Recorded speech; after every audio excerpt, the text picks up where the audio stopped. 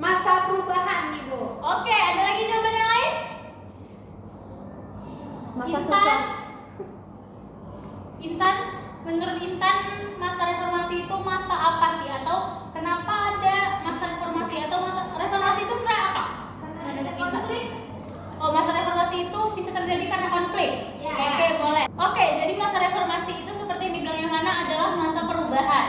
Dan Indonesia itu pernah mengalami perubahan pada tahun 1998 atau yang biasa disebut dengan masa reformasi. Nah, jadi masa reformasi yang terjadi di Indonesia ini tuh berguna untuk membuat Indonesia menjadi negara yang lebih baik. Jadi, perubahan menuju ke arah yang lebih baik ini tuh bertujuan untuk membuat masyarakat Indonesia itu menjadi lebih adil, lebih bebas, lebih dapat berpendapat dan lain-lain. Nah, jadi sejak zaman dahulu Indonesia itu tuh sudah mengalami perubahan-perubahan atau perkembangan-perkembangan besar yang mana itu tuh pastinya berdampak pada kehidupan masyarakat kita.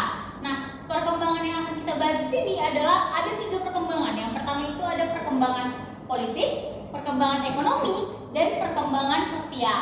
Nah, yang pertama itu kita akan bahas dulu perkembangan politik. Kira-kira kalau menurut kalian bahas perkembangan politik itu apa sih yang berkembang dari zaman dahulu ke zaman sekarang?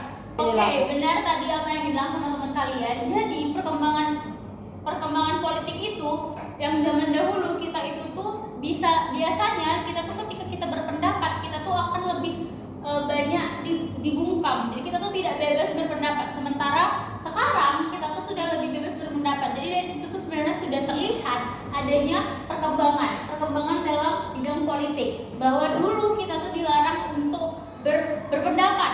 Sekarang kita tuh lebih bebas dalam berpendapat. Jika tadi itu adalah perkembangan politik, sementara perkembangan ekonomi itu tuh ada keadaan keuangan Indonesia yang dulunya kita pernah mengalami krisis moneter. Kalau kalian tahu itu pada tahun 1998 kita pernah mengalami krisis moneter. Pada zaman sekarang sudah berkembang. Sekarang krisis ekonomi itu sudah menurun dan sekarang itu sudah banyak orang yang berjualan online. Itu artinya ada perkembangan ekonomi dari masa Orde Baru ke masa reformasi hingga sekarang. Begitu. Nah, jadi kita bahas lagi satu lagi itu perkembangan sosial. Siapa yang bisa memberikan penjelasan tentang perkembangan sosial? Ya, silakan Yohana. Kita tuh jadi lebih mudah berekspresi, mengeluarkan pendapat kita menjadi diri kita sendiri sih.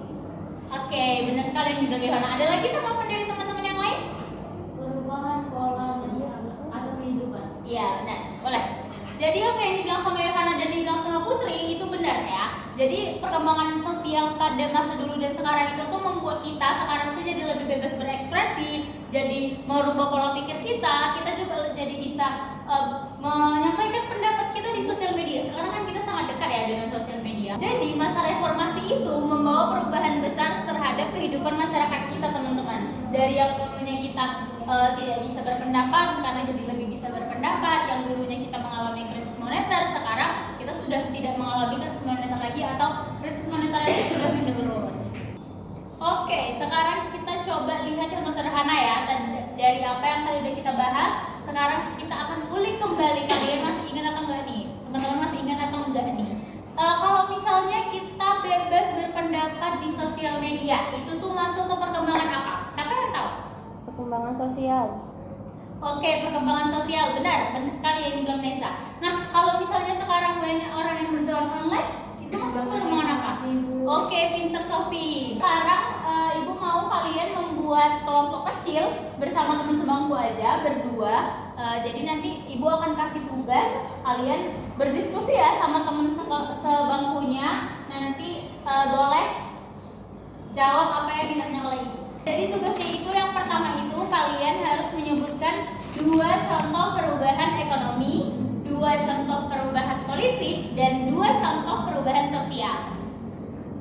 Nah, jadi contohnya itu dari yang tadi berbeda ya dari yang apa yang sudah kita bahas tadi, supaya teman-teman bisa melihat ada perubahan-perubahan yang lain. Oke? Kasih waktu 10 menit ya untuk teman-teman mencari jawabannya. Silahkan dikerjakan. Oke. Silakan yang di belakang boleh sebutkan apa yang kalian dapatkan dari perubahan sosial. Jadi yang pertama itu perubahan sosial, pola pikir dan gaya hidup. Yang kedua Oke, itu benar. Oke, udah benar apa yang dibilang sama Putri. Selanjutnya itu kalau di bidang ekonomi itu contohnya apa? Siapa yang bisa jawab? Saya Bu. Oke, silakan yang di belakang. Kalau contoh perubahan ekonomi itu ya adalah peralihan dari pasar tradisional ke marketplace online. Oke, benar ya. Tapi sebenarnya tadi dari apa yang sudah teman-teman sebutkan itu tuh apa yang sudah kita jelaskan tadi ya. Ada nggak contoh lainnya yang bisa teman-teman berikan? Bu, Boleh? Silakan. peralihan dari pertanian ke industri, Bu. Oke, bisa. Baik. Sudah benar jawabannya. Terima kasih ya teman-teman yang sudah mencari jawabannya dan sudah memberikan jawaban yang terbaik.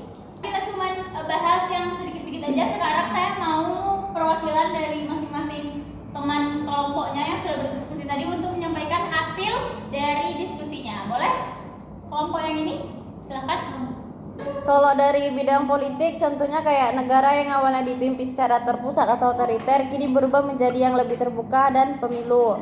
Kalau dari bidang ekonomi, itu ada munculnya e-commerce dan pembayaran digital yang memudahkan transaksi jual beli di online. Kalau dari perkembangan sosial, itu ada perubahan gaya hidup masyarakat, misalnya meningkatnya gaya hidup konsumsi atau mengikuti tren global, Ibu. Oke, benar sekali jawabannya. Jangan berikan tepuk tangan untuk Reza. Oke, dari jawaban Reza tadi apakah masih ada teman-teman yang ingin menambahkan? Tidak. Ya pasti Bu. Ada. Oke, Indah, silakan.